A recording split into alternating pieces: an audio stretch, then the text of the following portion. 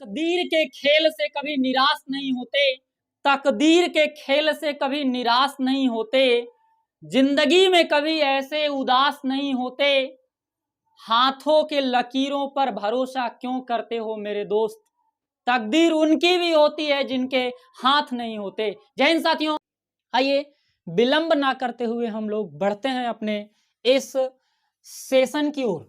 मैं बात करूंगा, जैसा कि आपको मैंने बोला कि रैंडमली बात करने वाला हूं मैं, है ना। वास्तविक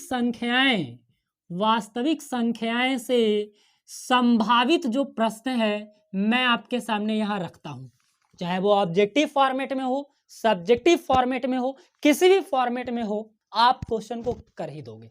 तो वास्तविक संख्याएं, इसमें क्या है ना कि इसमें महत्वपूर्ण जो आपके पास है वो दो फार्मूलाज हैं, है ना। वो फार्मूला क्या होता है? वो फार्मूला है यूक्लिड विभाजन एल्गोरिदम। क्या है? यूक्लिड विभाजन एल्गोरिदम। आपको ध्यान पूर्वक समझना है, हैंड राइटिंग थोड़ी सी गड़बड़ हो सकती है, माफ कीजिएगा इसके लिए।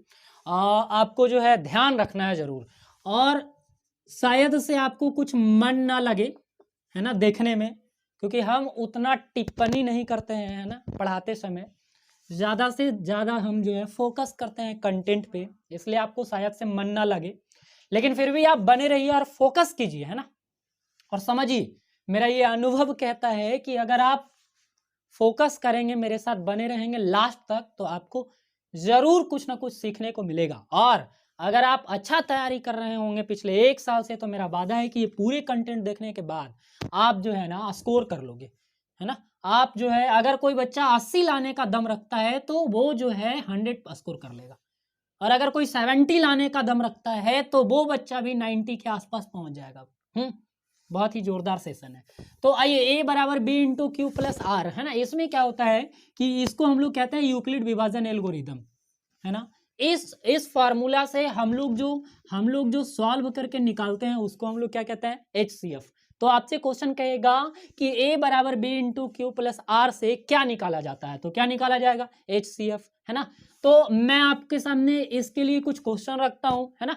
चलो, कोई क्वेश्चन मैंने रखा कि 125 और 563 का HCF ज्ञात करें। 125 और 563 का HCF ज्ञात करें यूक्लिड विभाजन एल्गोरिदम से, है ना। तो आपको क्या करना है कि इन दोनों नंबर में जो बड़ा है, 125 और 563 में, उसको आपको मानना है A, है ना। तो A की वैल्यू हो गई कितनी? 563 and B is equal to 125, है ना। And after this we will use this formula A is equal to V into Q plus R and put the value of A and B in this formula, huh? Then find the value of HCF. Now we can write that A is equal to B into Q plus R, huh? Put the value of A and B in this formula. A is equal to 563 and B is equal to 125, and what is the value of Q and what is the value of R, then the equation is satisfied, है ना। यानी आपको B Q के जगह पे एक ऐसा value रखना है, R के जगह पे एक ऐसा वैल्यू रखना है कि इस पूरी इक्वेशन को ये क्या कर दे? सॉल्व कर दे, है ना। एक ऐसा मान यहाँ पे Q और R के जगह पे लाना है आपको कि अगर इन दोनों को गुना करा जाए और जोड़ा जाए तो हमें वैल्यू कितना मिलेगा? 563, है ना। तो इसके लिए हम लोग क्या करेंगे? 125 से 563 में क्या करने वाले हैं? भागा करने वाले हैं। तो 125 को 563 से भागा कर दिया जाए। बहुत सारे बच्चे को भागा में ही समस्या है, ये 3 डिजिट में आ जाता है तो उसको प्रॉब्लम आ जाता है। आप ऐसे करो, ये 12, ये 56, है ना, 12 56 समझ लो। तो 12 दूनी 24, 12 तिया 36, 12 चौको 48, यानी 4 के आसपास आने वाला है ना। तो 4 के आसपास देखो, 4 से जब मल्टीप्लाई करोगे तो इसका कुछ पैंचा बचेगा ना जी। तो यहां जब 4 से गुना करोगे और पैंचा वाला जब जुटेगा तो 500 के आसपास पहुंच जाएंगे। समझ में आ रहा है बात? तो 125 को हम लोग कितना से मल्टीप्लाई करते हैं? 4 से। तो 4 से अगर करते हैं तो 5 चौका 20, 2 हो जाएगा, 4 दूनी 8 और 2 10, 4 और 1 कितना हो गया? 5। हमारे पास रिमाइंड इसका क्या कितना बच जाता है? 63। अब बताओ, है ना, 125 से तो भागा लगेगा नहीं, then we can write this value of q is equal to 63, sorry, is equal to 4 and the value of remainder is equal to 63, then the equation is satisfied. If you multiplied the 125 into 4 and the add 63, then you can got this number 563. Next, now 125 is written as this position equal to, after this equal to 63, reduce this place. आपको क्या करना है हर बार कि 125 यहां पर वाला जो number रहेगा इसको उठा के यहां लिखना है और ये जो 63 है इसको उठा के यहां आपको लिखना है और फिर से आपको ये प्रोसेस दोहराना है. मैं एक ही क्वेश्चन कराऊंगा, ध्यान से समझ लो. आपको इस तरह के क्वेश्चन मिलेंगे एग्जाम में तो आपको ऐसे ही सॉल्व करने होंगे. अब यहां से क्या करना है आपको कि 125 यहां 63 यहां. अब आप फिर से 63 को डिवाइड करना है आपको 125 में. देखो ये वही प्रोसेस है भाई जो हम लोग HCF बनाते हैं. जैसे HCF बचपन में आपको है ना शिक्षक समझाया होगा, वही चीजें हैं यहाँ पे, बस लिखने की थोड़ी यहाँ पे स्टाइल है वो चेंज है. यूक्लिड विभाजन जो है ये थोड़ा चेंज कर दिया लिखने का माहौल. अब ये देखो 63 है, ये 12 है. आप देखो ये 6 होने वाला है, ये 12 है, तो 6 दूनी 12 2 के आसपास जाने वाला है, लेकिन ज्यादा भी हो सकता है. 3 दूनी 6, 6 दूनी 12, 126 हो जाएगा. तो आपको लगाना है कितना 1, ये हो गया 63. 5 में से 3 अगर माइनस करते हैं तो 2 और 6, 12 में से 6 जाता है तो हमारे पास आ जाएगा कितना 6. तो हमारे पास वैल्यू हो गया कितना 62. तो हम लोग लिखेंगे यहाँ पे मल्टीप्लाई के जगह पे 1 और रिमाइंडर के जगह पे लिखेंगे 62. एंड आफ्टर दिस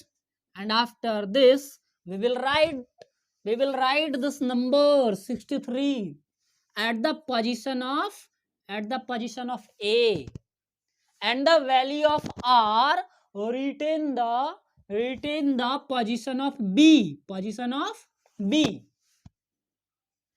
समझ रहे हैं ना बात. यानी जो रिमाइंडर की वैल्यू है वो B की वैल्यू बन जाएगी और जो B का वैल्यू है वो 63 का वैल्यू. और फिर से 62 को 63 में क्या करना है आपको डिवाइड करना है.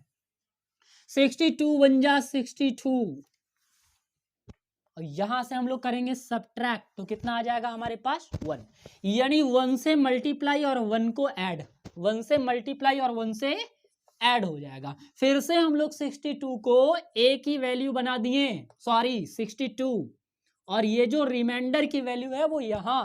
And after this we will divide this number. यानी 1 को डिवाइड करना है 62 से. अब क्या होगा 62 बार में लग जाएगा ना जी, डायरेक्ट लगाना तो गलत बात, भागा का रूल खत्म कर देंगे ना हम लोग. तो यहाँ क्या हो जाता है हमको 62 से मल्टीप्लाई करने की जरूरत पड़ती है, रिमाइंडर यहाँ 0 हो जाता है. जिस दिन रिमाइंडर 0 हो जाता है उस दिन आपका आंसर हो जाता है ये वाला. तो ये वाला जो वैल्यू आया आपका वो HCF इज इक्वल टू क्या हो गया 1 हो गया, है ना. तो ये चीजें क्लियर हो गई. अगर आप ये चीज ध्यान से सीख जाते हैं तो एग्जाम में 2 मार्क्स तो आप कर ही लोगे. समझ में आ रहा है ना बात. आइए इससे आधार पे है ना मैं आपको कुछ और क्वेश्चन कराता हूं. ये तो हो गया एक सिंपल सी बात. अब यहां देखो, यहां क्या है, आपसे क्या कहेगा कि A की वैल्यू, चलो A की वैल्यू 50 है, A की वैल्यू 50 है, B की वैल्यू 29 है, Q की वैल्यू 3 है, Q की वैल्यू 3 है. तब R का मान क्या होगा, if the value of A is equal to 50 and B is equal to 29 and Q is equal to 3, then what will be the value of R, है ना. ये R का मान निकालना है और आपको फार्मूला भी देगा कि R का मान आपको कहां से निकालना है. तो this formula is equal to B into Q plus R. Euclid विभाजन एल्गोरिदम का प्रयोग करते हुए R का मान निकालें, जहां A का मान 50, B का मान 29, Q का मान 3 है. बड़ा ही इजी है, समझ लो. तो मैंने फार्मूला लगाया A बराबर B into Q plus R. बाबू अगर ध्यान से सेशन करते हो तो आप क्वेश्चन में फंसोगे बिल्कुल नहीं. अब यहाँ ए का मान कितना हो जाता है 50, है ना। बी का मान कितना हो जाता है 29, क्यू का मान कितना मैंने रखा 3। अब आर का मान आपको निकालना है, बड़ा आसान है ना। तो यहाँ क्या है 29 को 3 से मल्टीप्लाई करेंगे तो हमारे पास नंबर आ जाएगा 87, है ना। या देखो ये मैं 50 में थोड़ा कम ले लिया, चलो इसको 90 बना लो। तो ये हमारे पास क्या हो जाएगा 90। 29 को 3 से मल्टीप्लाई करेंगे तो 87 हो जाएगा। और 87 में कितना जोड़ा जाए कि 90 होगा बाबू, तो कितना जोड़ा जाएगा 3। तो हमारे पास आर का मान कितना हो जाएगा 3। ये ऑप्शन में हम लोग टिक आउट कर लेंगे। तो एक तो इस तरह के सवाल पूछे जाएंगे। यहां से आपको बी का वैल्यू भी निकालने को कहा जा सकता है, यानी इन चारों में से किसी एक का वैल्यू आपसे पूछेगा और ये फार्मूला में आप वैल्यू डाल के मल्टीप्लाई करके आप समझ लेना कि कैसे कर लेंगे। समझ रहे हैं ना बात। तो एक तो ये सवाल बनता है। अब हम लोग जरा बढ़ते हैं कुछ आगे की ओर वास्तविक संख्याएं में। एक तो मैं आपसे ये बात कर रहा, दूसरी बातें क्या है कि इसके बाद जो है हम लोग पढ़ेंगे जिसका नाम है अभाज्य गुणनखंड विधि। क्या है? अभाज्य गुणनखंड विधि। तो अभाज्य गुणनखंड विधि क्या है भाई? अभाज्य गुणनखंड विधि क्या है? तो अभाज्य गुणनखंड विधि में प्राइम फैक्टर मेथड से आपको निकालना क्या क्या है? HCF and LCM। HCF और क्या निकालना है आपको? LCM। तो HCF और LCM निकालना है आपको इस विधि से। और यहाँ पे एक फार्मूला आपको याद रखना है कि A गुना B is equal to HCF गुना LCM। ये बहुत ही महत्वपूर्ण सा फार्मूला है और इससे कई सारा क्वेश्चन आपके एग्जाम में आने ही वाला है। A गुना B बराबर HCF गुना LCM हो गया। अब यहाँ पे क्या है आपको कि इससे HCF और LCM भी निकाल सकते हैं और एक ये फार्मूला A गुना B बराबर HCF गुना LCM अगर आप याद रखते हो तो इससे भी कई सारा क्वेश्चन आप कर सकते हो। हाँ, तो मैं इधर थोड़ा इरेज करता हूँ, है ना। अब यहाँ देखो यहाँ पे थोड़ा मिटाने उटाने में देरी होता है, आपको समझना है। अब यहाँ क्या है कि कोई प्रश्न लेते हैं हम लोग, है ना। ये वाला इस फॉर्मूला से हम आपको एक क्वेश्चन कराते हैं। ऑब्जेक्टिव टाइप भी होगा, सब्जेक्टिव टाइप भी होगा, पूरे समझते चलो। तो यहाँ पे क्या है कि दो संख्याएं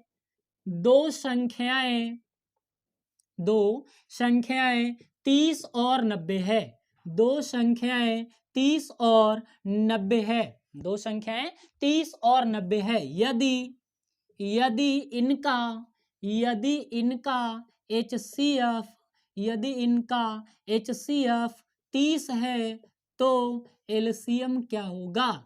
LCM क्या होगा? ये देखो यही क्वेश्चंस होंगे आपके पास। दो संख्या A और B है, दो संख्याएं हमेशा A और B के जगह जैसे होंगे और HCF इसका 30 और LCM आपको निकालना होगा, है ना। बड़ा ही सिंपल प्रश्न है। जब भी ऐसा सवाल आए तो आप एक ही फार्मूला रखना, HCF गुना LCM is equal to A गुना B। इसको आप A गुना B is equal to HCF गुना LCM भी लिख सकते हो, जैसे लिखो कोई दिक्कत नहीं, कोई समस्या नहीं।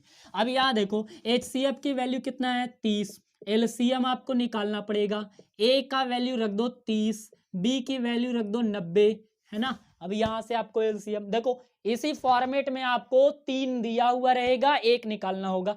3 वैल्यू 1 2 3 4। हाँ, this formula have 4 article HCF LCM A and B, है ना।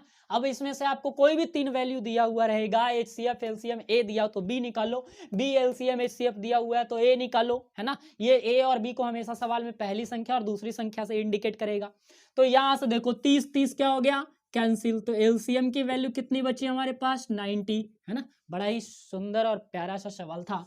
इस सवाल में आपको क्या कह सकता है, आपको कभी कंफ्यूज करने के लिए कहेगा कि दो संख्याएं जिनका गुणनफल, ये देखो कंफ्यूजन वाला सवाल है। दो संख्याएं जिनका गुणनफल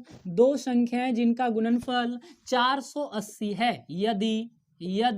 यदि इनका HCF 5 है तो LCM ज्ञात करें। अब बच्चा जब एग्जाम में बैठेगा, मेरा वाला क्लास अटेंड करके वो कहेगा सर आपने कहा था 3 आर्टिकल दिया होता है, इसमें 4 है, 1 2 3 4। तो मैंने कहा 3 दिया हुआ रहेगा, 1 2 3, एक निकालने होंगे आपको। तो यहाँ तो सर 1 और 1 दो ही आर्टिकल हैं। तो आपको समझना होगा कि देखो दो संख्याएं का गुणनफल 480 है, इसका मतलब है कि A गुना B का वैल्यू जो है एक साथ लिख के दिया है, आपको कंफ्यूज नहीं करना है। हो सकता है कि HCF गुना LCM का गुणनफल दे दे, है ना। तो ये चीजें ध्यान रखना है। A गुना B का वैल्यू आपको डायरेक्ट यहाँ पे 480 रखना है। HCF इनका 5 हो गया, LCM निकालना है। देखो कोई बट्टा उट्टा में करने की जरूरत ना है, आपको डायरेक्ट यहाँ से ऐसे हमेशा कट करना है आपको। तो क्या हो जाएगा, यहाँ पे अगर भागा करेंगे तो 5 से अगर भागा करते हैं तो 5 नंबर 45 और 5 छक हो जाएगा 30। तो एलसीएम की वैल्यू हमारे पास कितना आ गया, 96 हो गया। तो इस क्वेश्चन पे भी आप लोग कई सारा सवाल कर सकते हैं। आइए मैं अब आपको थोड़ा ये अभाज्य गुणनखंड विधि से HCF और LCM करने के लिए बताता हूँ, एक क्वेश्चन लेकर समझते जाओ। यहाँ पे सवाल है, आएगा ही आएगा एग्जाम में, गारंटी, हर साल आता है तो इस साल भी आएगा, क्यों नहीं आएगा भाई।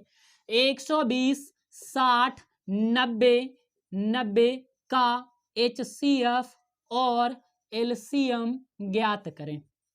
LCM ज्ञात करें प्राइम फैक्टर मेथड से, यानी अभाज्य गुणनखंड विधि से। यानी क्वेश्चंस कहता है, अगर सीबीएसई वाले बच्चे होंगे तो उनके क्वेश्चन में लिखा हुआ होगा कि find the HCF and LCM by method prime factor method, है ना। Number is 120, 60 and 90। तो आपको क्या करना है, 120 लिखना है, 60 लिखना है, 90 लिखना है, और आपको इसका फैक्टराइजेशन करना है कि 120 को कौन कौन सी संख्याएं, छोटी छोटी संख्याएं से मल्टीप्लाई करके 120 लाया जा सकता है। तो 120 को अगर आप 2 से डिवाइड करो, ऐसे कर लेना आप, 2 से तो 30, 2 से 15, 3 से 5, तो हमारे पास आ गया 2 इंटू 2 इंटू 2 इंटू 3 इंटू 5 आ जाते हैं। ये हो गया 2 दूनी 4 दूनी 8, 3 24 25, 120 हो गया। 60 का बोल रहा है तो 2 कम हो जाएगा, बाकी सारा लिखा जाएगा। 2 गुना 2 गुना 3 गुना 5, 2 दूनी 4 3 12 25 60। 90 कह रहा है, 90 कह रहा है। चलो बिना एलसीएम का अब आपको मैं एक बताता हूँ, है ना। एलसीएम करके तो आप निकाल ही लोगे, नहीं आएगा आपको डायरेक्ट लिखने। तो ये देखो 2, 45 दूनी 90 होता है, मैंने 2 लिख लिया। अब 45 बचा, हाँ। तो 45 को कैसे करेंगे, 3 गुना 15, 3 गुना 15। अब 15 बचा, 15 को कैसे करेंगे, 3 गुना 5। तो ये चीजें हो जाता है। देखना आपको ये है HCF निकालने के लिए कि इनमें पेयर किसका बन रहा है। ऐसी कौन सी नंबर है जो तीनों में आता है, तो वो 2 हो गया। और ऐसा कौन सा नंबर है और कोई है जो तीनों में है, ये देखो, एक ये है 3 हो गया, और कोई नंबर है एक 5 हो गया, है ना। अब तो कोई नहीं बचा, तो आपको क्या करना, मल्टीप्लाई 5 3 15 दूनी कितना हो गया, 30, इसका HCF हो गया। अब आपको क्या निकालना है भाई, एलसीएम निकालना है। तो एलसीएम निकालने के लिए आप यहाँ कितना लिख दिए, 30 पहले लिखना है। जो नंबर यहाँ पे बच गया उन सारे को यहाँ लाना है। चलो ये देखो, यहाँ पे 3 बच रहा है, आ गया यहाँ पे, यहाँ 2 बच रहा है। ध्यान रखना थोड़ा, अगर 2 लाइन में भी मिल रहा है तो एलसीएम में 2 में से भी मिलके 1 लिखाएगा, इस बात का ध्यान रखना आप। और बचा कौन यहाँ पे, स्पेशल 2 बचा। अब इन सारे को क्या करोगे, मल्टीप्लाई करोगे, 30 तिया 90, 90 दूनी 180, और 180 दूनी कितना हो जाएगा, 360। तो मैंने आपको ये प्रोसेस बताया कि प्राइम फैक्टर मेथड से HCF और LCM कैसे निकाला जाता है। बढ़ते इस सेशन में और आगे की ओर मैं चर्चा करता हूं कुछ। जरा हम बात करेंगे आज परिमेय और अपरिमेय का, है ना। इसके बाद मैं बात करने वाला हूं कि परिमेय और अपरिमेय कैसे पहचानेंगे हम लोग, है ना। बड़ा इजी सा कंसेप्ट है ये कि परिमेय का मतलब क्या होता है और अपरिमेय का मतलब क्या होता है। परिमेय और अपरिमेय का मतलब क्या होता है ना। तो परिमेय संख्या का मतलब होता है कि जिसका पूर्ण वर्गमूल निकाला जा सकता है, है ना, निकाला जा सकता है। एक तो ये बात। दूसरी, आप सोच रहे होंगे सर P बटा Q के रूप में, हाँ बिल्कुल, जिसे P बटा Q के रूप में लिखा जा सकता है, जबकि Q का वैल्यू कभी भी 0 नहीं होना चाहिए। नीचे का मान जो है ये Q वाला 0 कभी नहीं होना चाहिए। तो ऐसे संख्या को हम लोग परिमेय कहेंगे। और अपरिमेय किसको कहेंगे, जिसका पूर्ण वर्गमूल नहीं निकाला जा सकता है। जिसका पूर्ण वर्गमूल नहीं निकाला जा सकता है उसको हम लोग क्या कहेंगे, अपरिमेय संख्या कहेंगे। तो ये क्वेश्चन तो होगा ही होगा कि बताइए निम्नलिखित में से कौन अपरिमेय नहीं है। जरा ध्यान रखिएगा कि सवाल कहता क्या है, ये नहीं कि अपरिमेय आया ढूंढ लेना है, जरा नहीं पर विचार करना है आपको कि यहाँ बोल रहा है नहीं, अपरिमेय नहीं है, यानी आपको परिमेय वाला खोजना है। ऑप्शंस क्या बना सकता है, ऑप्शंस बना देगा आपके पास √7, आपके पास बनाएगा √50 बटा √200, ऐसे बनाएगा सी में बना दिया √3, डी में बता दिया नन। तो आप क्या करोगे, आप तो फंस जाओगे, आपको कहोगे कि अपरिमेय तो इसमें कोई नहीं है, आप नन लगा दोगे, है ना। तो विचार करना है एक बार कि रूट वाला जो है कटता है, रूट ऊपर नीचे अगर दोनों नंबर है तो आप काट सकते हो। तो 50 में 4 से अगर मल्टीप्लाई करेंगे तो √4 हमारे पास आ जाएगा कटने के बाद, और √4 का वर्गमूल हो जाएगा 1/2। तो ये एक परिमेय संख्या है, यानी ऑप्शन नंबर बी जो है हमारा वो अपरिमेय नहीं है। तो इस तरह से परिमेय और अपरिमेय का एक सवाल आपके पास एग्जाम में होगा, है ना, जो आपको बड़ा ही प्रेम पूर्वक बनाना है, गलती नहीं करना है। आते हैं एक सबसे जरूरी सवाल होता है कि सिद्ध करें कि, ये बहुत ही इंपॉर्टेंट सवाल होगा, मैं आपको आज इसका सॉल्यूशन बता ही देता हूं। सिद्ध करें कि √3 एक अपरिमेय संख्या है, सिद्ध करें कि √3 एक अपरिमेय संख्या है। इसके बाद मैं वास्तविक संख्या से निकल जाऊंगा। इतना अगर आप कंप्लीट करते हो और इसके आसपास के प्रश्न के बना लेते हो, किताब के क्वेश्चन को सॉल्व कर लेते हो, तो आप 4 से 5 नंबर जो है गेन कर लोगे वास्तविक संख्या से। तो सिद्ध करें कि ये मोस्ट इंपॉर्टेंट क्वेश्चन है, 2 नंबर के एग्जाम सब्जेक्टिव क्वेश्चंस में आएंगे ही आएंगे, लिख लो।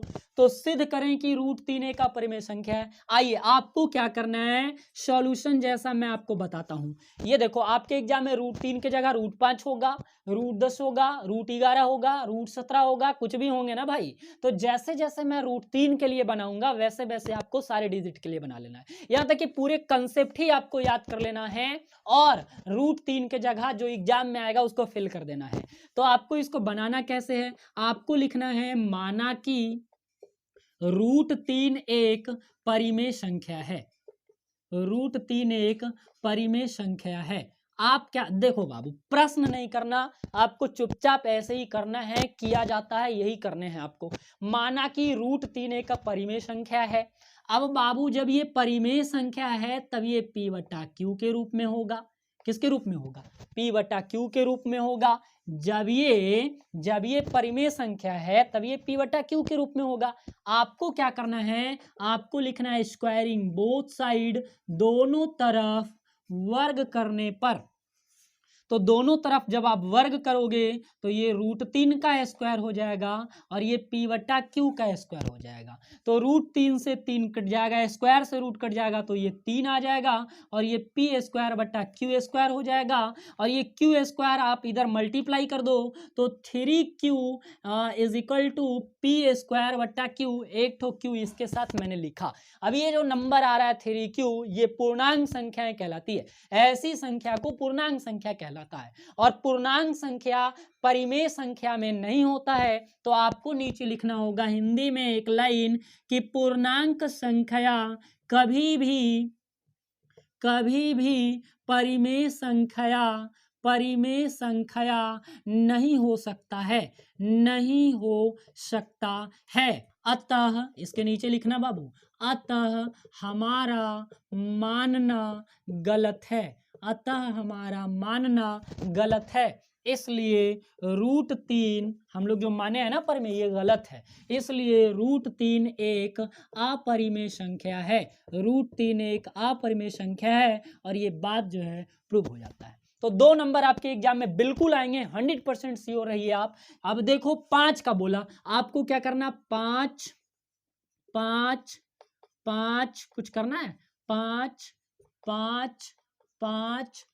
सवाल हो जाता है खत्म। तो वास्तविक संख्या में मैं आपको इतना प्रश्न कराया है ना। इसके बाद हम चलते हैं जरा और बहुपद की ओर बढ़ते हैं कि बहुपद में आपसे क्या क्या सवाल पूछा जा सकता है ना। तो बहुपद से बात रैंडमली अब थोड़ा फास्ट होगा, अभी तक आपको जो है मन लग गया होगा सेशन में। अब जो है मैं बहुपद की ओर बढ़ते हैं। बहुपद क्या है, देखो बहुपद से सवाल आपके एग्जाम में क्या क्या पूछे जा सकते हैं, अगर ऑब्जेक्टिव की बात करें या सब्जेक्टिव की बात करें, है ना। तो सबसे पहले देखो, बहुपद में सब्जेक्टिव क्वेश्चन की अगर बात करें तो कोई आपसे एक सवाल लिखा, आपको एक क्वेश्चन लिखा गया, यहाँ पे देखो, यहाँ पे एक क्वेश्चन कहा गया कि 2x square plus 5x plus 6, 2x square plus 5x plus 6 का मूलों का योग ज्ञात करें, मूलों का योग ज्ञात करें। ये ऑब्जेक्टिव क्वेश्चंस आएगा बाबू, बहुपद से आपके एग्जाम में भर भर के क्वेश्चन होगा और बड़ा परेशान करेगा आपको। तो 2x square plus 5x plus 6 का मूलों का योग ज्ञात करें। मूल इन द सेंस होता है, मूल का मतलब होता है अल्फा और बीटा का वैल्यू फाइंड आउट करना, है ना। इसको हम लोग कभी कभी मूल भी लिखा हुआ रहेगा, कभी कभी शून्यक भी लिखा हुआ रहेगा, है ना, और ऑप्शंस कुछ बनाया हुआ रहेगा ABCD करके। अब बहुत सारे बच्चे इसको लग जाएंगे तुरंत से गुणनखंड तोड़ने, नहीं टूटेगा, तोड़ के देख लीजिए। ऐसा एग्जाम में क्वेश्चन ही होगा कि गुणनखंड तोड़ा ही नहीं जा सकता है, ऐसा लिख देगा। अब आप फंस जाओगे, अब आप कहोगे कि सर इसका तो टूट ही नहीं रहा है, अल्फा बीटा आपसे निकलेगा ही नहीं, है ना। तो ये समस्या है बच्चे के सामने। अगर 6 को 2 से बेचारा मल्टीप्लाई करता है 12, बीच में लाता है 5, और वो जो है यथाशक्ति जो है पूरा दिमाग लगा लेता है कि ऐसी कौन सी दो संख्या है जिसमें गुना करेंगे तो 12, जोड़ेंगे तो 5, मिलता ही नहीं है, और ये सवाल बेचारा छोड़ देता है या गलत कर देगा, है ना।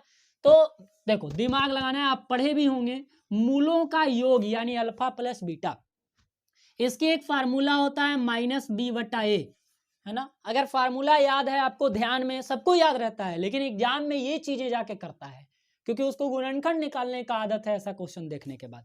तो ये चीजें समझना है। फार्मूला मैंने लगाया b/a, b की वैल्यू यहां से उठा लिए हम -5, a की वैल्यू यहां से उठा लिए, और ये हमारा हो जाता है क्या, आंसर, है ना। तो जो x स्क्वायर के बगल में होगा वो a का वैल्यू होगा, जो x के बगल में होगा वो b का वैल्यू होगा, और जो यहाँ पे नंबर होंगे वो c का होगा। और माइनस प्लस का इसमें बड़ा ख्याल रखिएगा, फार्मूला आपको याद होना चाहिए, फिर आप क्वेश्चन को इजीली कर सकते हो।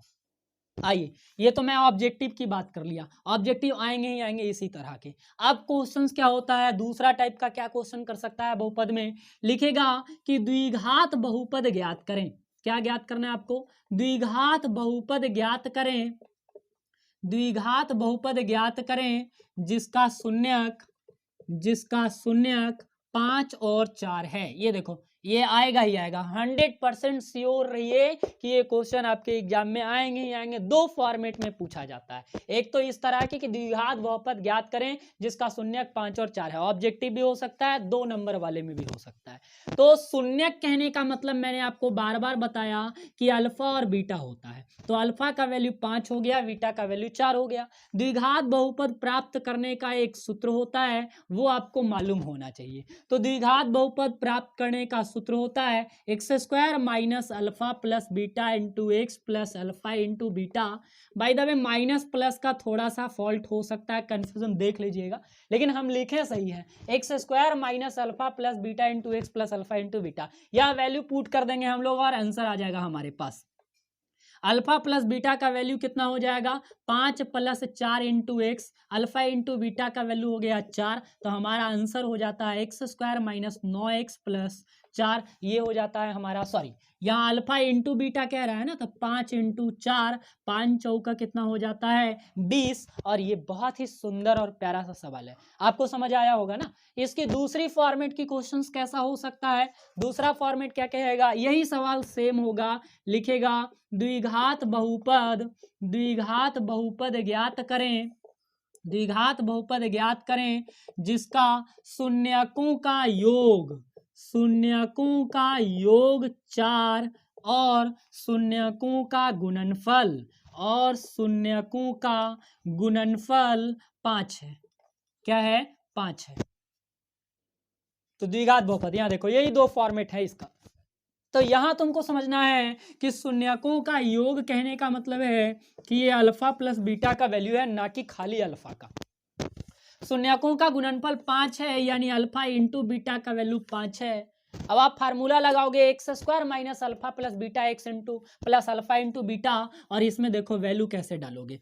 ये हो गया हमारे पास x square, alpha plus beta का डायरेक्ट वैल्यू 4 जोड़ने की जरूरत नहीं है, अल्फा इंटू बीटा का डायरेक्ट वैल्यू 5, ये हो जाता है आपका आंसर। समझ रहे हैं ना? तो ये चीजें हो गया आपका। आइए अब आपको क्या है कि एक सवाल किस तरह के पूछा जाएगा बहुपद में। बहुपद में आप इतना भी कर लेते हो तो आप जो है क्वेश्चन कर लोगे, क्वेश्चन नहीं छूटने वाला है आपसे, इतना आप याद रखिए। हाँ, आपको तैयारी जो है बढ़िया होना चाहिए। एक सवाल बस यही हो सकता है कि 4x² minus 14x plus 10, 4x² minus 14x plus 10 का शून्यक ज्ञात करें। ये आएगा ही आएगा एग्जाम में। शून्यक ज्ञात करें और इसके गुणांकों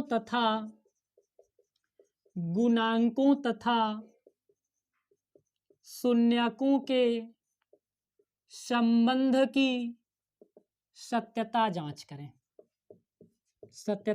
देखो बाबू, थोड़ा प्रश्न लिखने में समय लग जाए, क्योंकि हम आपको डायरेक्टली, मेरे पास तो उस तरह का डिजिटल बोर्ड नहीं है ना कि सवाल आपको पीपीटी बना के लगा दें। यहाँ तो मैं क्वेश्चन ही डायरेक्ट लिख रहा हूँ बोर्ड पे खुद से। तो ये हो गया हमारे पास, इसका शून्यक लिखना है आपको, इसके गुणांकों तथा शून्यकों के संबंध की सत्यता भी जांच करना है। तो इसके लिए क्या करना होगा आपको कि 4x² माइनस 14x प्लस 10 का पहले तो आपको गुणनखंड तोड़ना होगा। गुणनखंड की प्रोसेस है फर्स्ट इंटू लास्ट में गुना। आज हम आपको गुणनखंड का बड़ा सुंदर सा तरीका भी बताएंगे। तो 10 को 4 से अगर मल्टीप्लाई करा जाए, 10 को 4 से अगर मल्टीप्लाई करा जाए तो आपके पास कितना मिलेगा? 40। और यहाँ पे आपके पास माइनस में क्या है? 14, है ना। अब ऐसी दो संख्याएं खोजना है कि जिसमें गुना करने पर 40 आ जाए और जोड़ने या घटाने पर 14 आ जाए। तो इसका सिंपल मेथड क्या है? आपको देखना है कि 40 ऐसा कौन कौन सा पहाड़ा है जिसमें आता है। तो 40 एक में आएगा 40 बार में, 2 में आएगा 20 बार में, 4 में आएगा 10 बार में, और कितने बार में? 40 का पहाड़ा एक बार में, बस 8 में भी आएगा ना, 8 के पहाड़ा में आएगा 5 बार में, या 5 के पहाड़ा में आएगा 8 बार में। इससे ज्यादा तो 40 नहीं आएगा ना भाई। 4 दूनी 8, यानी 8 गो ऐसा पहाड़ा है जिसमें 40 आता है, जो कि आपके सामने है। 1 में, 2 में, 4 में, 5 में, 8 में, 10 में, 20 में, 40 में। अब तुमको देखना है कि बताओ 8 और 5 को जोड़ने या घटाने पर कभी भी 14 आएगा? नहीं आएगा, तो ये फॉल्स हो गया। 10 और 4 को कभी भी जोड़ने या घटाने पे 14 आएगा? आएगा भाई, यही हमारा सुटेबल है। बाकी किसी को जोड़ घटाएंगे तो 14 नहीं आएगा, यानी 4 और 10 हर हाल में यहाँ आएगा। अब आपको 4 और 10 निगेटिव में लिखना है, माइनस में किसको, प्लस में किसको, ये आपको खुद समझदारी होना चाहिए कि 14 लाना है तो दोनों को जोड़ना पड़ेगा ना जी, और माइनस में 14 लाना है, इसका मतलब है दोनों का साइन माइनस में होना चाहिए। तो मैंने लिखा 4x² minus 4x minus 10x और प्लस में 10 बराबर। अब आपको इन दोनों में से कॉमन फैक्टर निकालना है। 4x, इसमें से x बचेगा, इसमें 4 बचेगा। 10 कॉमन करेंगे तो यहाँ पे 1 बचेगा, और यहाँ पे भी क्या बच गया? 1 बच जाएगा। इस माइनस की वजह से अंदर का निशान क्या हो जाएगा? चेंज। तो हमारे पास जो वैल्यू बचेगा वो x माइनस 1 और 4x माइनस 10। अब आपको यहाँ के बाद लिखना है, यदि x minus 1 is equal to 0 तो x की वैल्यू 1 आ गया। एक बार और लिखना है, यदि 4x minus 10 is equal to 0 तो x का वैल्यू 10/4 हो जाएगा। तो हमारे पास 5/2, यानी अल्फा का वैल्यू 1 आ गया, बीटा का वैल्यू 5/2। यहां से शुरू होता है जांच। जांच में क्या है कि a का मान आपके पास 4 है, b का मान -14 है, c का मान आपके पास 10 है। फार्मूला लगाना है आपको कि अल्फा प्लस बीटा बराबर क्या होता है। तो अल्फा प्लस बीटा का बात करें तो -b/a फार्मूला होता है। अल्फा बीटा का वैल्यू रखो, अल्फा 4 है आपके पास, और बीटा की बात करें तो 5/2 है। -b/a तो एक माइनस का फार्मूला का हो गया और एक -14 हो गया b का मान, है ना बात। एक हमारा -14 हो गया ना, और a का मान हमारे पास कितना है? 4। इन दोनों को सॉल्व करना है। देखो ये इसके नीचे 1 लगा दो, 4 में 2 से गुना करोगे तो कितना हो जाएगा? 8। 5 में 1 से गुना करोगे 5, 8 और 5 कितना हो जाएगा? 13, और बटा में कितना हो जाएगा? 2। ये हो गया ना अल्फा प्लस बीटा -b/a। तो हमारे पास -14 यहाँ हो गया और ए का वैल्यू 4 हो गया। अब ये हो गया हमारे पास 4 दूनी 8, 5 एकम 5, 8 5 13 हो गया। यहाँ पे जरा देख लो ऊपर कहीं मिस्टेक है, 10 कॉमन कर लिए, एक्स बच गया, माइनस में 1 हो गए, 4x माइनस 10 सही है।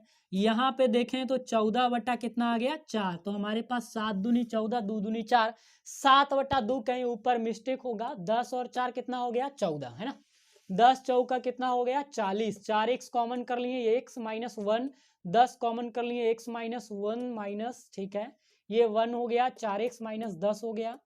तो यहाँ से 10 बटा 4, x की वैल्यू कितना हो गई 5 बटा में 2, alpha plus beta minus B बटा ए लगा दिए, अल्फा का वैल्यू 1 है, देखो यहाँ है ना गड़बड़, ये 1 कर लेना बाबू, ये देखो अल्फा प्लस बीटा है ना, तो अल्फा का मान 1 है, तो 2 में 1 से गुना करेंगे 2, 5 में 1 से गुना करेंगे तो कितना होगा 5 और 2 कितना होने वाला है हमारे पास 7 बटा 2, तो सही हो गया ना।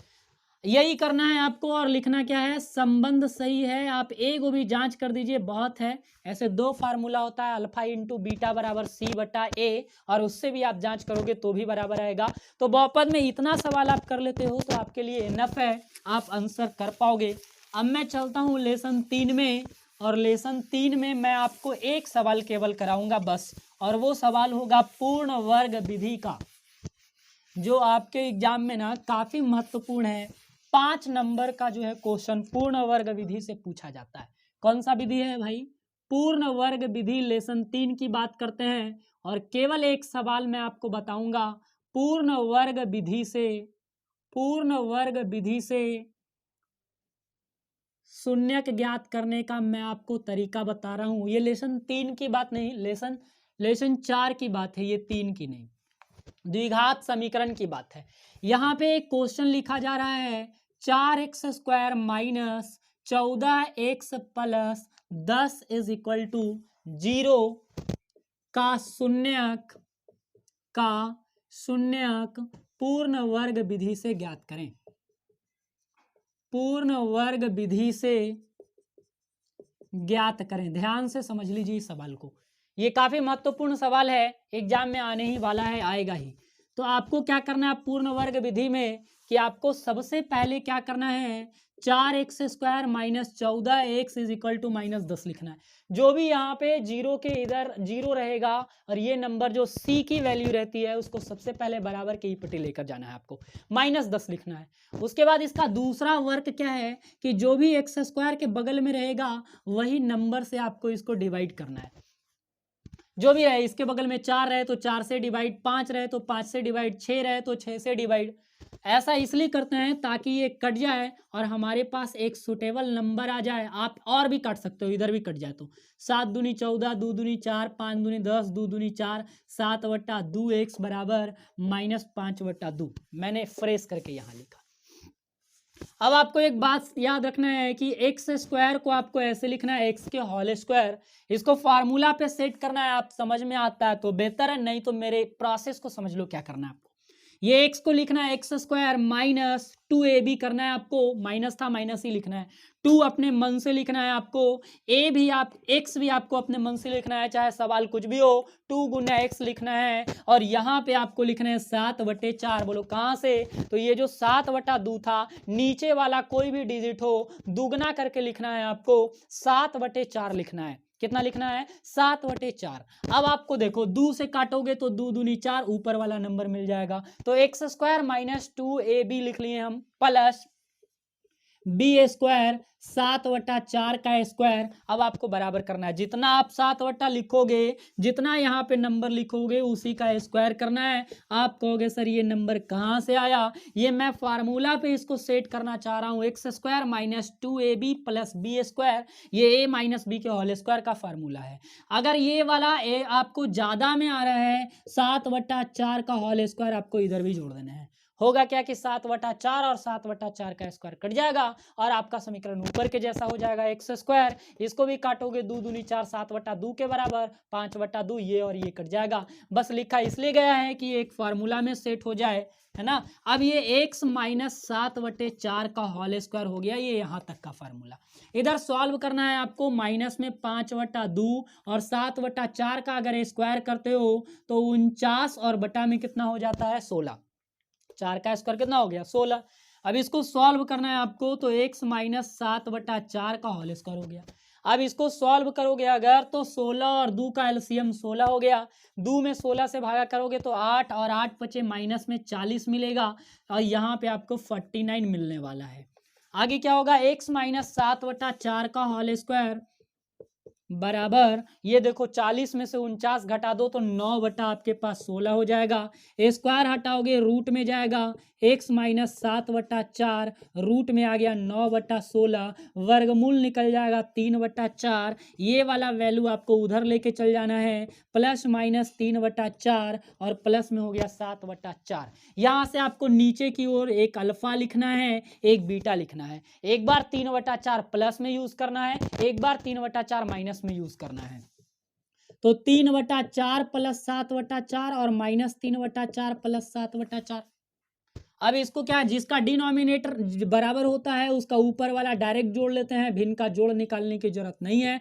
काट दिए, 5/2 आंसर हो गया। इसका भी वही काम, 7 में से 3 घटा दो, 4/4 कट गया तो 1। इस तरह से हमारा पूर्ण वर्ग विधि क्या हो जाता है, कंप्लीट। इसी तरह का आप और भी क्वेश्चन किताब से लेकर के पूर्ण वर्ग विधि को सॉल्व कीजिएगा। 5 नंबर का क्वेश्चन आपके एग्जाम में पूछा जाएगा, जो काफी सुंदर सा होगा, है ना। चलिए बढ़ते हैं। इसके बाद हम आपको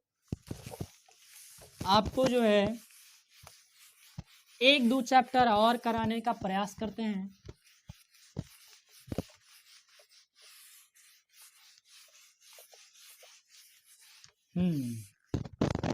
तो यहाँ एक चैप्टर है निर्देशांक ज्यामिति। ये निर्देशांक ज्यामिति से जो है, निर्देशांक ज्यामिति से बहुत सारा सवाल एग्जाम में पूछा जाता है, तो मैं इस पर बात करता हूँ आज, है ना।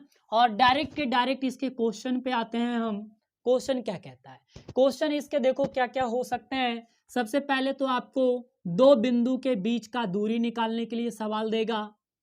कोई बिंदु है ए और बी, है ना। सवाल लिखा हुआ होगा कि दो बिंदु ए और बी जिसका निर्देशांक 4,5, 6,3 है, तो इसके बीच की दूरी ज्ञात करें। तो निर्देशांक ज्यामिति में दो बिंदु के बीच का जो दूरी का फार्मूला होता है वो होता है √x2 माइनस x1 का whole square plus y2 minus y1 का होल स्क्वायर। ये फार्मूला आपको याद रखना है। और ये जो वैल्यू है इसमें आपको एक का नाम x1, एक का नाम y1 रखना है, एक का नाम x2 और एक का नाम y2 रखना है। अब यहाँ दोनों को माइनस करा जाए, अगर x2 माइनस x1, तो x2 हमारे पास 6 है और x1 हमारे पास 4 है, तो 6 माइनस 4 का whole square. y2 minus y1 तो हमारे पास 3 माइनस 5 का होल स्क्वायर हो जाएगा। अब 6 में से 4 को घटाया जाए तो 2 का स्क्वायर, 3 में से 5 घटाया जाए तो माइनस 2 का स्क्वायर, 2 का स्क्वायर 4, 2 का स्क्वायर 4, 4 और 4 8 इकाई जो है इस क्वेश्चन का हो जाता है आंसर। तो ये बीच का दूरी निकालने का फार्मूला हो गया। आगे हम आपको इसी में बता रहे हैं, है ना, मध्य दूरी सूत्र यूज करने का।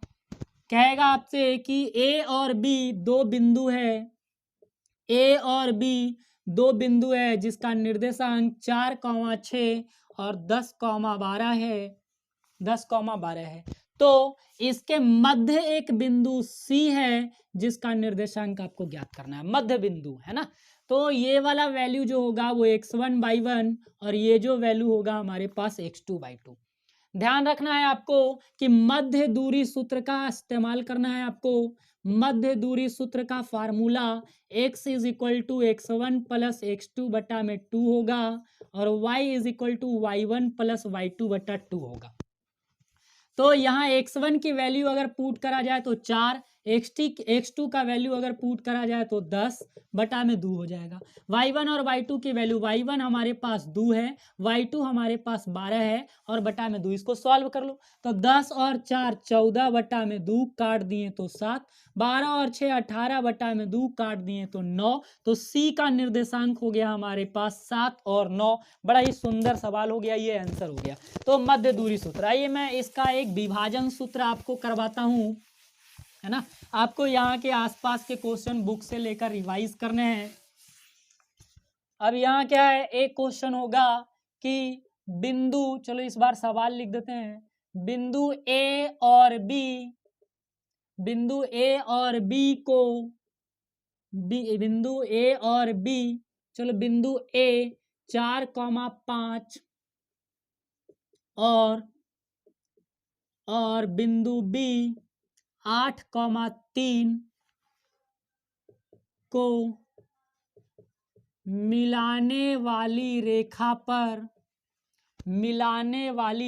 पर बिंदु P इसे 1:3 में विभाजित करती है। बहुत ही महत्वपूर्ण सवाल है ये, विभाजित करती है तो P का निर्देशांक क्या होगा? P का निर्देशांक क्या होगा, ये आपसे सवाल पूछ रहा है। तो ये विभाजन सूत्र का सवाल है। देखिए A और B मैंने लिखा यहाँ पे A और B। तो A का निर्देशांक आपके पास हो गया 4,5, B का निर्देशांक आपके पास हो गया 8,3। इसमें बीच में नहीं, कहीं पर एक बिंदु है P और इसी P का निर्देशांक आपको निकालना है और ये 1:3 में विभाजित करता है इस लाइन को। तो आपको क्या करना है कि जो रेशियो में सवाल दिया हुआ रहेगा उसको M1 और M2 मानना है। जो भी रेशियो में दिया हुआ होगा वो M1 और M2 होगा। ये वाला जो सवाल होगा इसमें A की जो वैल्यू होगी वो x1/1 और ये जो वैल्यू होगा x2/2।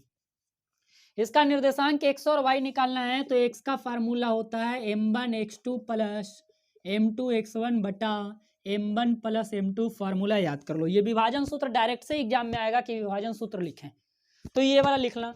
m1 का मान अगर बोले हम लोग तो 1 है और x2 की बात करें तो 8 है, m2 की बात करें तो 3 है, x1 की बात करें तो 4 है। m1 प्लस m2 1 प्लस 3 हो गया। 8 को 1 से गुना करो 8, 4 को 3 से गुना करो 12, 3 को 1 से गुना करोगे तो हमारे पास 4 हो जाएगा। 12 और 8 हमारे पास 20 और बटा में कितना हो गया 4। काट दो इसको तो 4 पचे कितना हो गया 20। तो x की वैल्यू निकल गई ना। बड़ा ही आसान सवाल था। y का वैल्यू फार्मूला लगाओगे तो m1y2 प्लस m2y1 बटा m1 प्लस m2।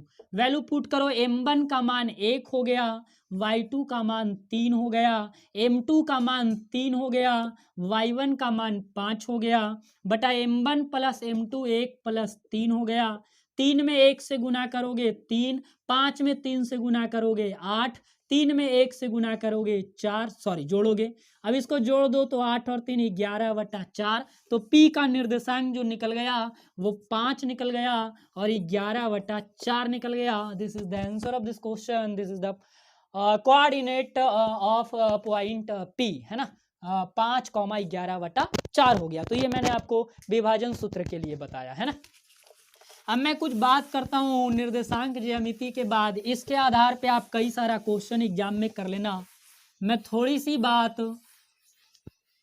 बात मैं हाइट और डिस्टेंस का करने वाला हूँ, क्योंकि हाइट और डिस्टेंस जो है, हाइट एंड डिस्टेंस जो है ऊंचाई एवं दूरी, इसका मैं एक सवाल कराता हूँ आपको। इसमें क्या है कि सवाल थोड़ा सा हार्ड होता है, ऊंचाई एवं दूरी, है ना। तो इसकी क्वेश्चंस कैसे होगी, इसका क्वेश्चन किस प्रकार होगा। इसमें लिखा हुआ होगा कि एक खंभा 75 मीटर ऊंचा है। 75 मीटर ऊंचा है। देखो मैं एट अ टाइम तुरंत के तुरंत आपको सवाल लिख रहा हूं, है ना। तो यहाँ पे क्या है कि एक खंभा है जो 75 मीटर क्या है ऊंचा है, जो जमीन पर किसी बिंदु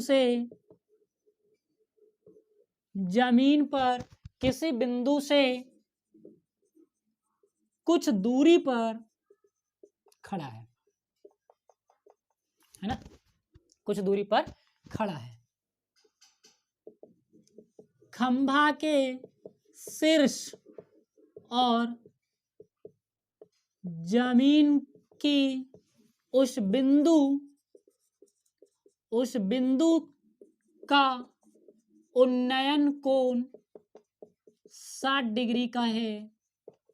तो बताएं कि खंभे से बिंदु की दूरी क्या है। सवाल होगा इस तरह का। तो हाइट एंड डिस्टेंस का सवाल करने के लिए आपको सबसे पहले डायग्राम की मदद पड़ेगा, डायग्राम की जरूरत पड़ेगा। डायग्राम की मदद से आप क्वेश्चन को सॉल्व करेंगे। कोई भी खंभा होगा तो वो जमीन पर खड़ा होगा, जमीन बना लिए हम लोग। इस पे चलो एक खंभा का डायग्राम बना दो। ये खंभा हो गया ए और बी नाम का, ए और बी का नाम का क्या हो गया, खंभा हो गया। इस खंभे की ऊंचाई 75 मीटर दिया हुआ है, यहाँ 75 मीटर लिखा गया। कह रहा है कि जमीन पर किसी बिंदु से, ये जमीन है और एक कोई बिंदु है सी नाम का, इससे कुछ दूरी पर जो है, कुछ दूरी पर ये खंभा खड़ा है। इस खंभे का शीर्ष ए और इस बिंदु सी का उन्नयन कोण जो है 60 डिग्री का है। तो आपको बताना है कि खंभा जो है इस बिंदु से कितना दूरी पर खड़ा है। बड़ा ही आसान सवाल है ये। तो आपको इस तरह के सवाल में सबसे पहले तो ऐसा डायग्राम बनाना है और लिखना है आपको त्रिभुज ए बी सी में। कौन सा त्रिभुज ए बी सी में, ए बी सी में चलना है आपको। और ये देखो, ये वाला देखो, यहाँ पर 90 डिग्री का कोण बन रहा है, ये हाइपोटेनस कहलाएगा। जब भी हाइट और डिस्टेंस की बात करें तो त्रिभुज कैसा बनेगा, समकोण। और जो 90 डिग्री जहां पे एंगल होगा उसके सामने वाले भुजा को कहते हैं कर्ण। और ये वाला भुजा और ये वाला भुजा परपेंडिकुलर और बेस कहलाता है। ये डिपेंड करता है कि एंगल कहाँ पे है ना। परपेंडिकुलर और बेस किस पर डिपेंड करता है कि ये एंगल कहाँ पे दिया हुआ है। तो एंगल जब सी पे दिया हुआ रहेगा तो इसके सामने का साइड परपेंडिकुलर कहलाएगा और बचा हुआ साइड बेस कहलाएगा। समझ रहे हैं। अगर एंगल यहाँ पे दिया हुआ होता तो परपेंडिकुलर ये वाला कहलाता और बेस ये वाला कहलाता। यानी परपेंडिकुलर और बेस जो है ये चेंजेबल है ना। ये डिपेंड करता है कि एंगल कहाँ पर है। हाइपोटेनस चेंजेबल नहीं है, ये यही होगा, फिक्स होगा। आपको निकालना है बी का वैल्यू और इसको मदद कौन करेगा, पी का वैल्यू। तो पी और बी में sine tan cos sec cosec किसमें, ऐसा कौन सा है 6 गो जो फंक्शन है ट्रिगोनोमेट्री का, उसमें पी और बी किस में आता है। तो पी और बी आ जाएगा tan 60 लगा दिए, tan लिख दिए। tan थीटा का फार्मूला होता है p बटा बी। tan 60 की वैल्यू रख दिए √3/1। p का मान हो गया 75, b हमारा हो गया bc, यही दूरी है। अब इसको क्रॉस मल्टीप्लाई कराओ तो bc को √3 में गुना करोगे तो BC √3, 75 को 1 से गुना करोगे 75, BC का मान निकालोगे 75 बटा √3। √3 से ऊपर नीचे मल्टीप्लाई कर दो, परमेकरण 75 को √3 से तो 75 √3, √3 में √3 से 9 का वर्गमूल 3, 3 से कट जाएगा 25 बार में, 25 √3 मीटर जो है इसका आंसर हो जाएगा। यानी खंभा जो है इस बिंदु से 25 √3 मीटर दूर है। तो इस तरह के सवाल आपके एग्जाम में बनने के काफ़ी चांसेस दिख रहे हैं, है ना। तो आप जो है इसको प्रैक्टिस कर लीजिएगा और समझ लीजिएगा, है ना। आज के लिए इतना ही काफ़ी है, काफ़ी लंबा सा सेशन हो जाएगा, इसलिए मैं आपको यहीं पे छोड़ रहा हूँ। मिलूंगा आपसे नए सेशन में एक नए अंदाज के साथ और इसी तरह के कुछ क्वेश्चंस आपके सामने एग्जाम के पहले लेकर रिप्रेजेंट होऊंगा, है ना, ताकि आप और भी तैयारी कर सकते हैं। तब तक के लिए धन्यवाद। और अगर आपको कुछ सीखने को मिला होगा तो हमारे इस सेशन को लाइक कीजिएगा, सब्सक्राइब कीजिएगा और दोस्तों के बीच शेयर कीजिएगा।